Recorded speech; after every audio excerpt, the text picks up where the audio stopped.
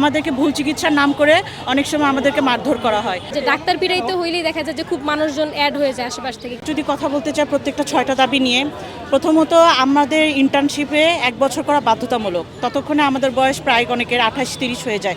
সেখানে আমাদের বেতন দেওয়া হয় মাত্র 20,000 টাকা। আমরা যদি পরে পোস্ট গ্র্যাজুয়েশন করতে চাই সেখানে আমাদেরকে ফি দিতে হয় 11,000 বা এরকম।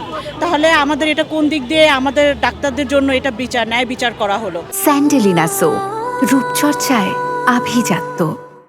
আমাদের কথা যে আমাদের যদি 6 দাবি মানা না হয় তাহলে আমরা ততক্ষণ পর্যন্ত আন্দোলন করে যাব এবং হলো আন্দোলন আমাদের যথেষ্ট যৌক্তিক।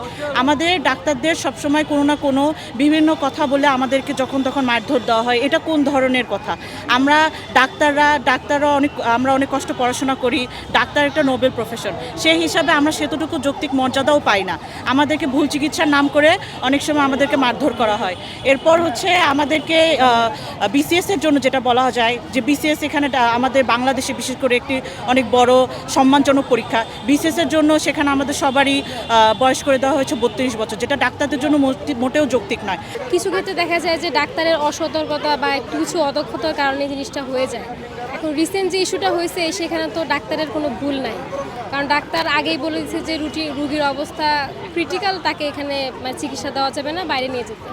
তো রুগীরাই রিস্ক বন্ডে সাইন দিছে যে না, তারা এখানে রাখবে। তো তারপরে যদি রুগীর কন্ডিশন খারাপ হয়ে রুগী মারা যায় সেখানে তো ডাক্তারের কোনো দোষ নাই। আর আমি মনে করি যে কোনো ডাক্তারই চায় না যে তার হাতে কোনো রুগী মারা যায়, কারণ ডাক্তাররা আসছেই রুগীকে সেবা দেওয়ার জন্য, লাইফটাকে সেভ করার জন্য। তো এই কিছু ইস্যুতেই ডাক্তারের উপর হাত তোলা, এটা খুবই জঘন্য আর লজ্জাজনক বিষয় আমি মনে করি। আর এটার বিরুদ্ধে আমি চাই যে একটা কঠোর স্টেপ নেওয়া হোক, কারণ আইন আছে দেশে, আইন ব্যবস্থা ভালো, তো কিছু হলে সেটা আইন ব্যবস্থা করবে যে না, ডাক্তারের ভুল চিকিৎসা করে মারা গেছে সেটা আইন দেবে। বাট সেখানে পাবলিক এসে ডাক্তারকে পিটাবে, এটা খুবই একটা নেকারজনক কাজ আমি মনে করি।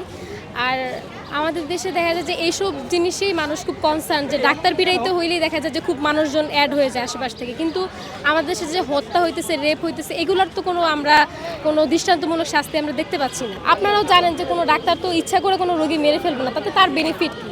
ডাক্তাররা তো চাই একটা রোগী তার হাতে বেঁচে থাকুক, তার হাতে সুস্থ হয়ে যায়। বাস্তবিত না হলে আমরা তো 48 ঘন্টার আলটিমেটাম দিয়েছি, আজকেও আমরা অবস্থান করেছি, ক্লাস বাদ দিয়েছি, পরীক্ষা বাদ দিয়েছি। তো দেখা গেছে যে আমাদের দফাগুলো যদি না মানা হয়, দেখা গেছে আমরা সামনের দিকে আরও মানুষ জড়ো হব, আরও মেডিকেল কলেজগুলো একসাথে হব, আরও কঠোরভাবে আমরা জিনিসটা